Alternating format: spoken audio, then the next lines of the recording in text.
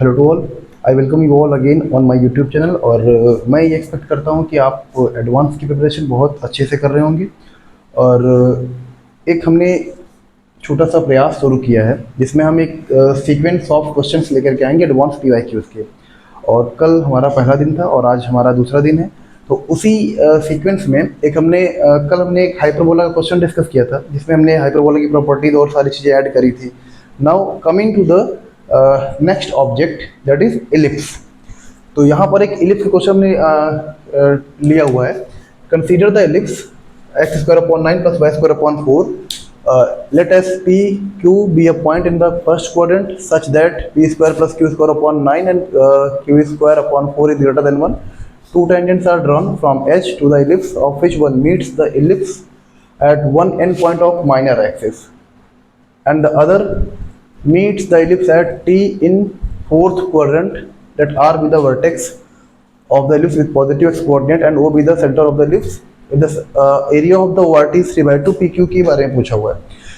Question जो advance के होते हैं, अगर मैं कोऑर्डिनेट की बात करूं, कोऑर्डिनेट में सिर्फ इसमें एक स्टोरी की तरह क्वेश्चन आते हैं। अगर आप लिंक कर लेंगे तो क्वेश्चन आपसे बन जाएगा, और आप अगर नहीं लिंक कर पाए तो वो उलझा देगा। फिर बहुत एक सिंपल सा टास्क है कि ये अब मैं आपको बता दूं कि आपका हुआ है एडवांस 2024 में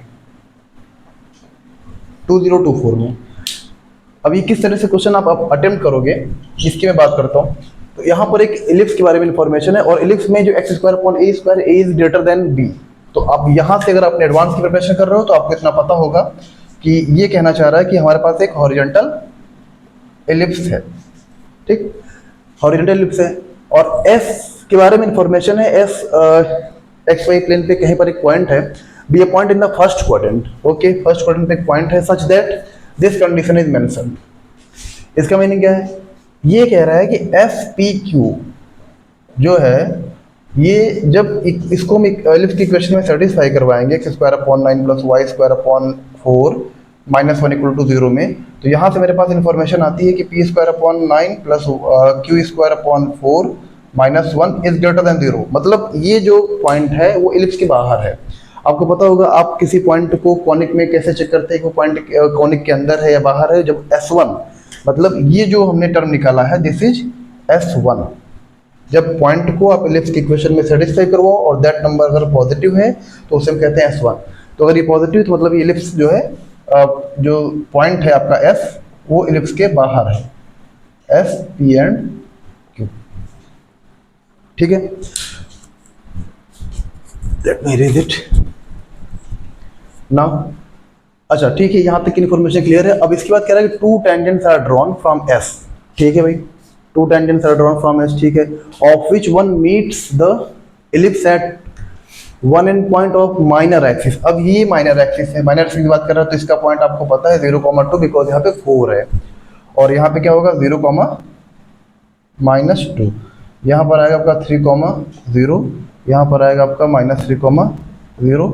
इसका ओ सेंटर उसने मेंशन कर रखा हुआ है। तो at tangents two tangents are drawn from S to the ellipse of which one meets the ellipse at one end point of minor axis. ये कहानी है कि यहाँ से एक टेंजेंट आती है जो इलिप्स के माइनर एक्सिस के एक एंड पॉइंट पे मीट करती है। तो वो टेंजेंट हमने ये बना दी। तो यहाँ से ये क्लियर हो गया। अब ये ऑर्डिनेट कितना है 2 है, तो यहाँ से क्लियर हो गया कि जो हमारे पास Q आ गया वो आपका 2 आ गया। Q के बारे में इंफॉर्मेशन मिल गई। अच्छा आंसर आप यहीं से भी कर सकते हो कि P और Q अगर आपके पास आ गया तो Q का कंफर्मेशन हो चुका है कि Q आपका 2 आएगा। बट आगे उसने मेंशन कर रखा है कि अदर टेंजेंट है वो meet the ellipse at T in fourth quadrant. मतलब यहाँ पे अगर मैं यहाँ बनाता हूँ तो ये पॉइंट कहीं यहाँ मीट करता है। मान लेते हैं ये आपका T पॉइंट है, टी पॉइंट ये फोर्थ क्वाड्रेंट में है और वहीं पर दूसरी टेंजेंट टी पॉइंट पे मीट करती है। R be the vertex, R जो है वर्टेक्स है of the ellipse with positive x coordinate.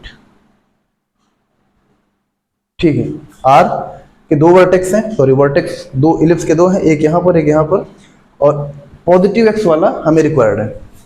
और क्या रखा है कि if the area of the ORT मतलब ये एरिया आपका पूछा हुआ है, ये एरिया, ये this area is 3/2।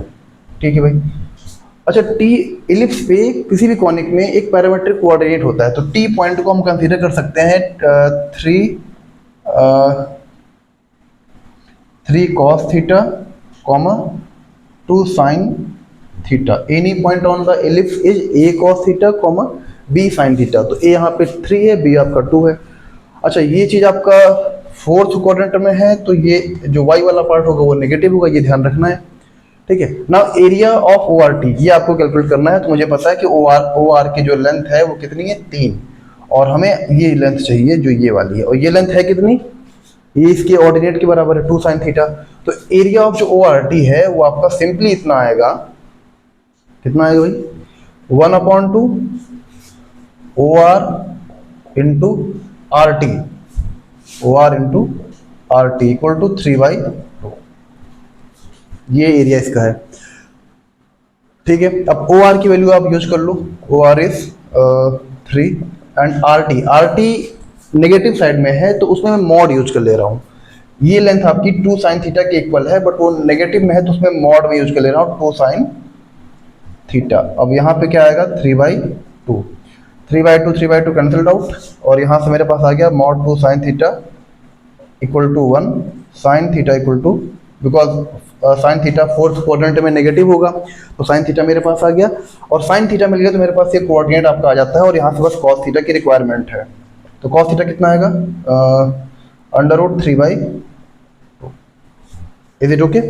Cos theta √3/2 sine theta -1/2। तो टी पॉइंट का कोऑर्डिनेट यहाँ से आ गया, टी पॉइंट का कोऑर्डिनेट आ गया कितना, 3√3/2 -1, बिकॉज 2 sin थीटा मल्टीप्लाई होकर के -1 देगा। यहाँ तक इन्फॉर्मेशन क्लियर। अब हमें रिक्वायरमेंट है किसकी, Q निकल चुका है, P की रिक्वायरमेंट। ये आपका ऐसे ही क्वेश्चंस में, अब इसमें डिफिकल्टी का लेवल देखो, अगर आपके पास इन्फॉर्मेशन नहीं है तो क्वेश्चन डिफिकल्ट है, और यहाँ पर हमें लगता है कि ऐसी कोई इन्फॉर्मेशन नहीं है जो आपको पता ना हो। मीन्स ये टेंजेंट है, इधर टेंजेंट है, this is the fourth quadrant, तो वहां से हमारे पास एरिया गिवन था और हमने यहाँ से टी पॉइंट के कोऑर्डिनेट्स निकाल लिए। अब इसके बाद ये मैं अरेंज कर रहा हूँ, इसके बाद जो है पी पर कैसे काम कर सकते हैं। पी, हमें पी चाहिए, ठीक, ओके। ये टेंजेंट की इक्वेशन मुझे पता है, that is y equal to 2, और अगर हमें ये टेंजेंट की इक्वेशन मिल जाए then you can get p, और हमें t जिस पॉइंट पे टेंजेंट की इक्वेशन निकालनी है उस पॉइंट पे मुझे कोऑर्डिनेट मिल गया। इससे अच्छी बात और क्या हो सकती है। एलिप्स में x² + a² + y² अगर 1 है तो यहाँ पर एनी पॉइंट पे जो टेंजेंट की इक्वेशन होती है x(1) a² + y(1) और equal to 1। t is equals to 0, that in short it is written like t is equals to 0। अब x1 यहाँ पर ये पॉइंट हो जाएगा और y1 आपका ये वाला हो जाएगा, तो यहाँ से मैं x इंटू x1 की वैल्यू 3√3/2 इंटू a² की वैल्यू ऊपर से 9 प्लस y और y1 की वैल्यू -1/b² आपका आएगा 4 इक्वल टू 1। अब अगर हमें p चाहिए पॉइंट तो आप क्या करोगे, y इक्वल टू 2 रखोगे। y इक्वल टू अगर मैं 2 रखता हूं तो q तो आपको पता है q 2 है, तो उस केस में p कितना है, तो y इक्वल टू 2 आप यहाँ पे यूज कर लो, यूजिंग y इक्वल टू 2। तो यहाँ से मेरे पास कितना आ जाएगा, 3√3x/18 माइनस y की वैल्यू मैं यूज कर रहा हूँ 2, तो 2/4 इक्वल टू 1, और ये आपका आंसर मिलेगा यहाँ से x जो कि आपका p बन जाएगा उस केस में, जब y 2 है तो उस केस में आपका x p बन जाएगा। तो यहाँ से मेरे पास आ रहा है 3√3/18 equal to 1/2, this will be 3/2, here x 2/4 it will be 1/2, 1/2 plus 1 3/2, 3 से कैंसिल, 2 9 जा 18 and x equal to 9/√3, that is actually 3√3। This was the complete solution। x अगर y 2 है तो x आपका p बन रहा है, तो p की वैल्यू आ गई 3√3 and q कि was already true. I think ये क्वेश्चन में बहुत ज़्यादा क्रिटिकलिटी नहीं थी। कोऑर्डिनेट में हमेशा क्वेश्चन इजी आएगा, अगर आपके पास इन्फॉर्मेशन अवेलेबल है तो यू कैन डू। ठीक है, थैंक यू।